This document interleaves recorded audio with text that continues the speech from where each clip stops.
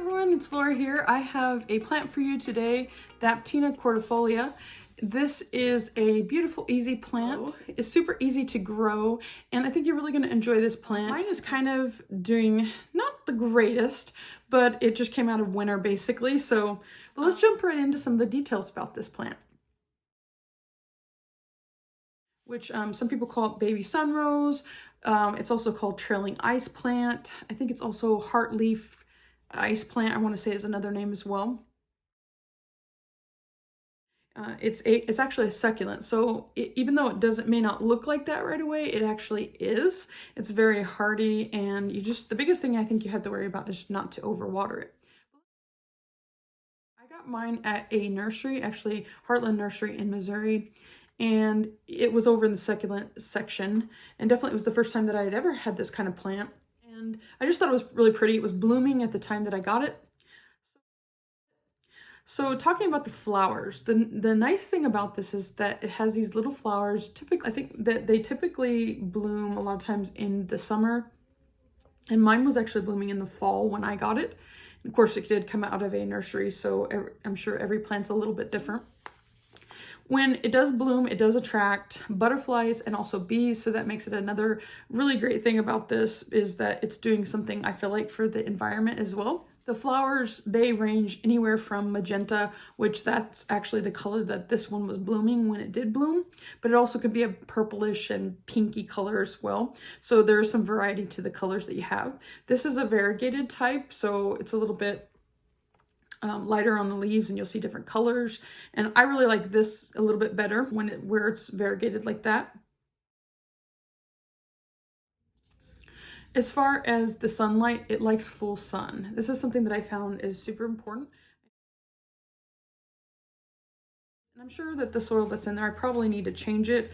The soil that I have in there, it's not really that sandy, but definitely it does like a more of a sandy type soil. The soil is super important, that it is well draining. A lot of people will do like a mixture. You can use like a cactus mixture, just like a commercial. I do like to make my own soil with succulents, and I usually take equal parts of sand and I'll take regular potting mix, and then also I'll take the perlite as well, and I'll mix that together, and it comes out really great for most of my succulents. They seem to do really well. I haven't done that in this one. This one, I do think that I'm going to have to end up changing the soil soon. One of the things about watering that can happen with this is you can overwater it, and I think that's super important to remember because it can easily rot. It does pretty well on its own. You don't have to water it very much. Always when I hear things like, well, how often do you water it? You really need to touch the soil and see. Of course, in the wintertime, you're going to want to water less because that's in its dormant period. You touch the soil, and if it's soggy or moist, I probably wouldn't go ahead and water it. I would wait till it's completely dried out and then water it. And then it is a low maintenance plant, so basically you're not going to have to do a whole lot with it. And I have found that to be the case, as since I've had it for about maybe about 8 months now. I haven't had to do much with it, and it actually it does pretty well on its own. You don't have to water it very much. This is a drought tolerant plant, and so that means basically that it can last long periods without having to water it. Let's say you have it outside in a pot and it gets below 50 Fahrenheit. You're going to want to go ahead and bring it in. As far as propagation, so I have not done it myself, but I am going to try it. And I've heard that it's super easy to propagate. First thing I'm going to do is I'm going to get my scissors and I'm going to clean them with alcohol pads. And so I'm taking a couple of alcohol pads and just cleaning it up because I don't want to introduce any kind of bacteria or other issues into the plant. And now that I have my clean scissors, for the most part clean, the next thing that you're going to want to do is cut approximately 2 to 4 inches length of a stem from a healthy trailing ice plant. Go ahead and I'm going to look where there's a few different ones there, where there's different nodes. You can see kind of the nodes right here, or notches, you could say. And I'm just going to go ahead and cut off. We'll cut off one there. And then I'm going to probably go ahead and cut this one off just because I think as well, right? So I'm kind of pruning it up, and then the others, I don't think I'm going to do too much to that, but that will at least give it a good start. I might actually do a little bit on this one too. And then I'll do just a little area here. So you want to cut. So now I've kind of trimmed this up, which hopefully this will help this one grow a little bit better. The third step is to cut the bottom leaves off of the stem. I'm going to take this bottom little leaf there, kind of clean it up, kind of cleaning them up a little bit.